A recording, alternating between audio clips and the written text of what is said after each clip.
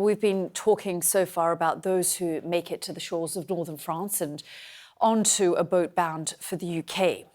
But over 21,000 people crossed the English Channel this year, with the figures suggesting 2025 will be a record year for small boat arrivals.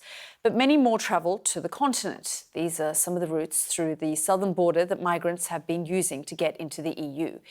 Specific countries such as Italy, Greece, Spain, Malta and Cyprus have been the main point of entry. Nearly 58,000 people travelled to those nations in 2025.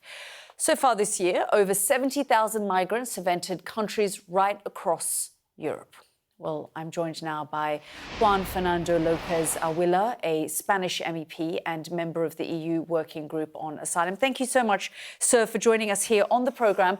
I just want to get your point of view on this British Franco migration plan and deal, because we know that countries like Spain have been critical of it.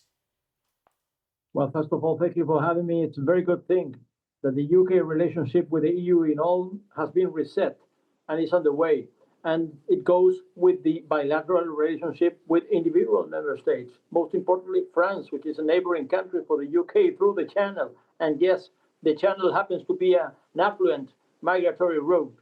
Just comparable when it comes to number with the Atlantic road through the Canaries to the European Union. I'm a Canarian myself.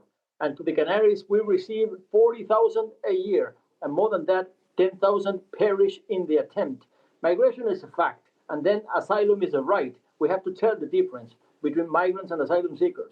But as to European law, France is bound by European law. We have done everything to finally put in place EU legislation when it comes to migration and EU legislation when it comes to asylum. But it only happens that it's the most divisive issue in the European agenda by far. Most divisive. So basically, it's divisive geographically, politically, ideologically, and yes, it takes architecture, it takes long-standing, it takes long-run views in order to handle the migratory facts. Are you saying basically that, look, it's great that these relations are being reset and strengthened, but, you know, basically telling the French, don't leave us out of any kind of agreement that you come up with? Well, there are fields of action in which French can actually agree with the UK in order to put some order in the disarray in the Channel, and most importantly, to make their very best in order to save as many lives as possible, because they are putting their lives at risk.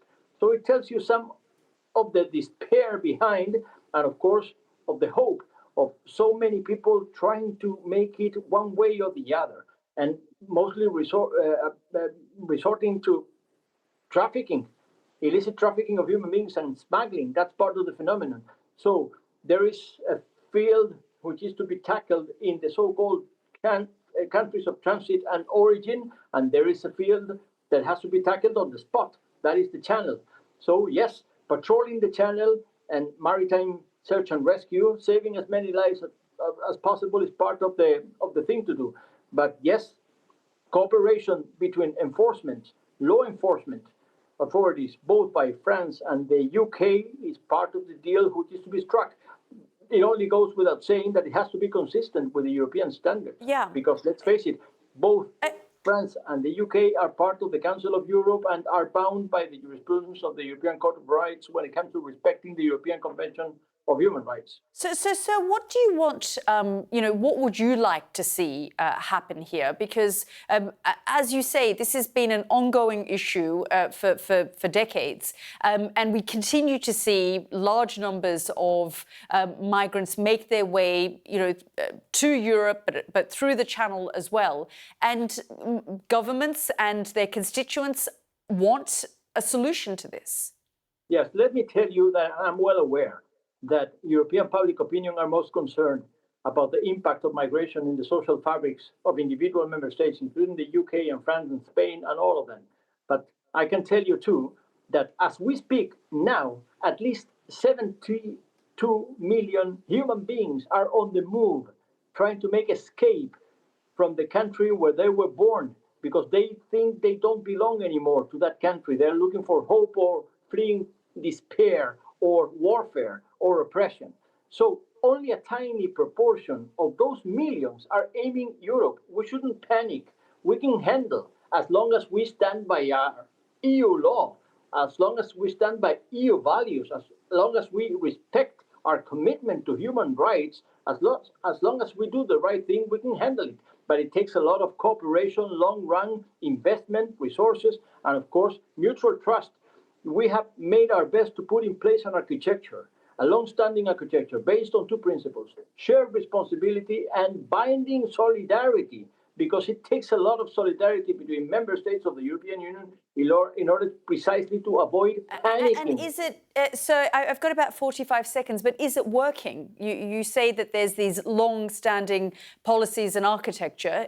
Is it working, or do you believe it needs to be? Work. It has to work. We have actually legislated on the matter, and we have given 2 years for the member states in order to elevate the so-called solidarity pledge and implementation plans as to the Migration and Asylum Pact to the European Commission. So we are on the track of implementing the new EU legal architecture. It binds France, but it should also make a difference when it comes to the bilateral relation with such an important, huge partner as the UK happens to be. Mr. Lopez Aguilar, thank you very much for joining us here on the programme.